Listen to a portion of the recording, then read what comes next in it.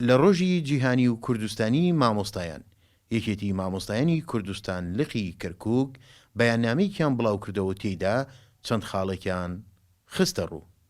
چیتر مەهێڵن مامۆستا بە کۆمەڵی خەم و خەمی گەورەوە بچێتە ناو پۆل و پۆڵەکانی خوێندن لە هەردوو وزارەتی پەروەردە خوێندن و باڵا موچە بەبێ لێبڕین و بە سی ڕۆژ جارێک بدرێت لەبەر ئەوەی مامۆستایان بە تەواوی نیگەرانن بە پێچەوانە ناچار دەبین هەڵوێستی تر وەربگرین پلە بەرزکردنەوە دەست پێ بکات دەست بە دابەشکردنی زەوی و یەکەی نیشتە جێبوون بکرێتەوە وانەبێژی بکرێنە فەرمی بە پێی بنەما و پێویستیەکان.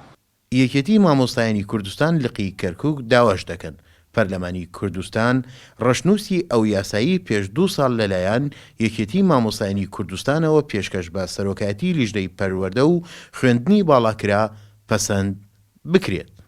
پەرلەمانی کوردستان ڕەشنووسی ئەو یاسایە کە پێش 2 ساڵ لەلایەن یەکێتی مامۆستایانی کوردستانەوە پێشکەشی سەرۆکایەتی لیژنەی پەروەردەی خوێندنی باڵا پەسەند بکات بۆ ئەوەی مامۆستایان پارێزراو بن و هەوڵ و ماندووبوونیان بە بەرزی ڕابژیرێت. یەکەی سەرپەرشتیاری داوای پاڵپشتی ئێوە ئەکەین.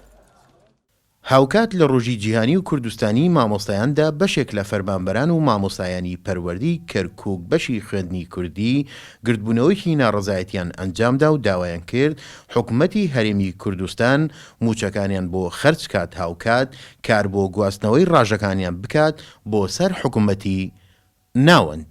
پێش دەستپێکردنەوەی ساڵی نوێی خوێندن سەرنج و داواکاری مامۆستایان و موچەخۆران لە چەند خاڵێکدا بخەینە ڕوو. 1. پێدانی موچەی تەواوی بێ لێبڕین و هەموو 30 ڕۆژ جارێک.